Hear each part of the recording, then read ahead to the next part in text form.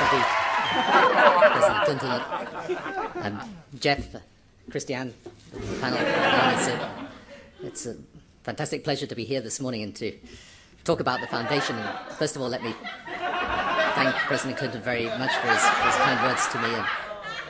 And it's true I didn't follow his advice. I actually followed his example, which I thought might be rather better, since the Clinton Global Initiative has been one of the most remarkable things that has happened in the broader political sphere in the last few years. And the work that it does, not least in Africa, is saving hundreds of thousands of lives, which is a fantastic achievement. So thank you so much for coming along today. And I should say to you that when President Clinton kindly agreed to come along and say a few words and just put this together at the last minute, and my office said to me, do we need to go through with him what you're going to say and what it's kind of all about? And I said, no, there's no need. He'll get it instinctively.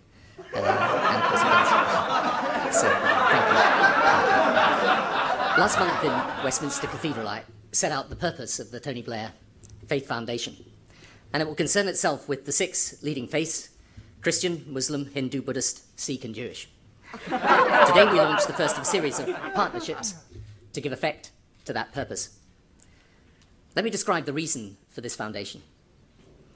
The world is undergoing tumultuous change. Globalization, underpinned by technology, is driving much of it, breaking down barriers, altering the composition of whole communities, even countries, and creating circumstances in which new challenges arise that can only be met effectively together. Interdependence is now the recognized human condition. So the characteristic of today's world is change. The consequence is a world opening up and becoming interdependent. The conclusion is that we make sense of this interdependence through peaceful coexistence and working together to resolve common challenges. In turn, this requires an attitude, a state of mind, an emotional as well as intellectual response consistent with this conclusion. A sentiment that we are members of a global community as well as individual nations means that we must be, in a sense, global citizens as well as citizens of our own country. Now, all this may sound impossibly idealistic, but if the analysis of the nature of the world and its change is as I set it out, then it is, in fact, the only practical way to organize our affairs.